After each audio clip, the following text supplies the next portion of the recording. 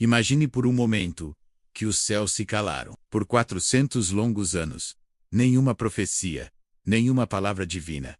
Apenas o silêncio. Era uma era de escuridão, de espera, onde a esperança de um Messias parecia desvanecer-se sob o peso do domínio romano. É neste cenário de desolação e expectativa que a história mais poderosa da humanidade começa a se desenrolar. Uma história que mudaria o mundo para sempre. A narrativa começa não em um palácio, mas com um sacerdote idoso chamado Zacarias, servindo no templo em Jerusalém. Ele e sua esposa, Isabel, eram justos, mas carregavam uma tristeza profunda.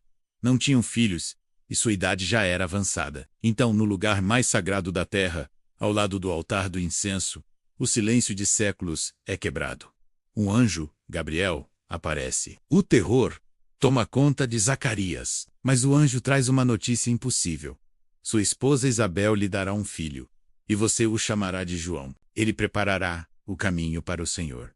Zacarias, preso em sua lógica humana, duvida. Como punição e como sinal, fica mudo, incapaz de falar até que a promessa se cumpra. A semente da maravilha havia sido plantada. 6 meses depois, o mesmo anjo Gabriel viaja para uma pequena e insignificante cidade da Galileia, chamada Nazaré. Ele não procura a realeza, mas uma jovem virgem, uma adolescente chamada Maria, prometida em casamento a um carpinteiro, chamado José. A saudação do anjo é desconcertante.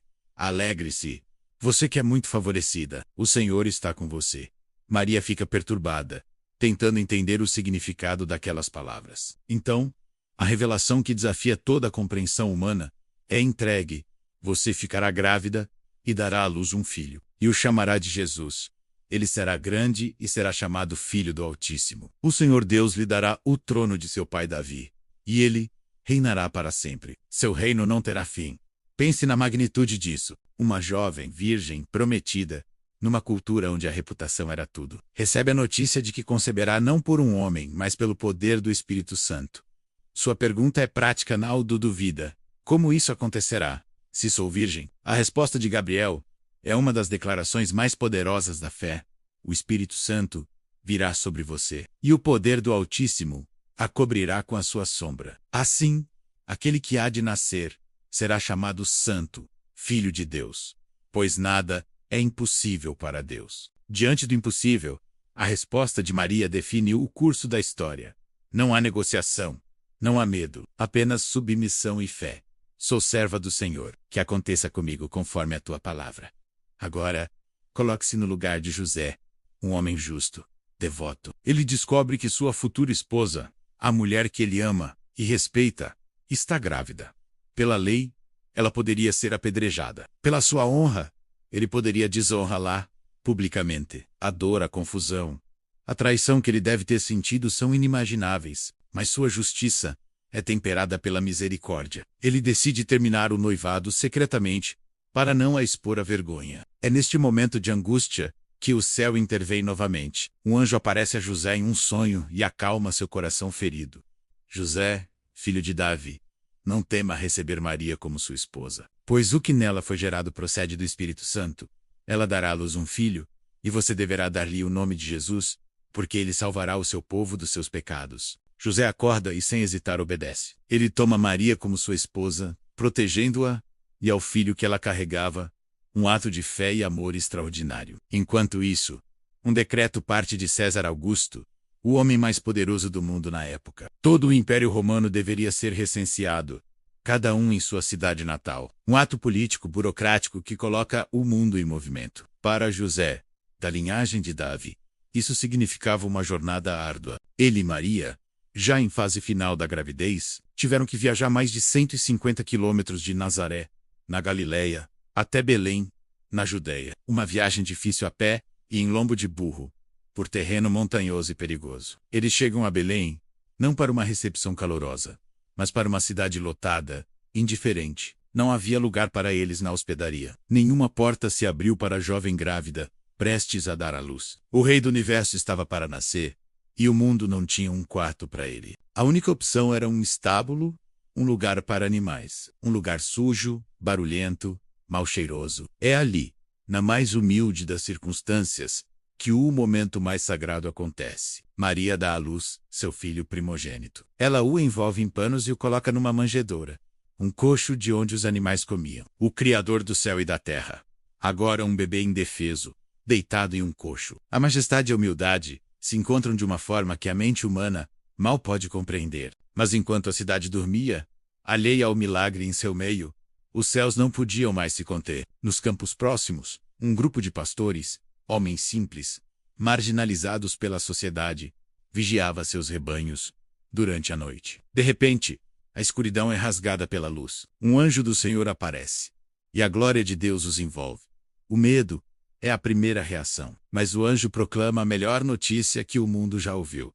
Não tenham medo, estou lhes trazendo boas novas de grande alegria, que são para todo o povo. Hoje, na cidade de Davi, lhes nasceu o Salvador, que é Cristo, o Senhor. Isto lhes servirá de sinal. Vocês encontrarão o bebê envolto em panos e deitado numa manjedoura. E como se um anjo não fosse suficiente, de repente uma multidão do exército celestial surge enchendo o céu noturno de luz, e som louvando a Deus e dizendo: Glória a Deus nas alturas, e na terra paz aos homens aos quais ele concede o seu favor. Assim que os anjos se foram, os pastores não hesitaram. Vamos a Belém ver isso que aconteceu. Eles correram e encontraram Maria, José e Obaba, exatamente como o anjo havia dito. Eles viram com seus próprios olhos, e saíram dali, glorificando a Deus, contando a todos o que tinham visto e ouvido. Eles foram os primeiros evangelistas. A história não termina aí. Longe, no Oriente, homens sábios, magos, estudiosos das estrelas, viram um novo astro no céu, um sinal que eles sabiam que anunciava o nascimento de um novo rei. Eles viajaram por meses, talvez anos, seguindo essa estrela, trazendo presentes dignos de um monarca: ouro, incenso e mirra. O ouro para um rei, o incenso para um sacerdote, e a mirra, uma resina usada para embalsamar os mortos, uma profecia sombria do sacrifício que viria. A jornada deles os leva a Jerusalém, ao palácio do rei Herodes, um tirano paranoico. A pergunta deles: onde está aquele que é nascido rei dos judeus? Lança o palácio em caos. Herodes, temendo um rival, tenta enganá-los, mas os magos, avisados em sonho, retornam por outro caminho, depois de adorar o menino Jesus. A fúria de Herodes, ao ser enganado, resulta em um ato de crueldade indescritível. A ordem para matar todos os meninos de até 2 anos em Belém.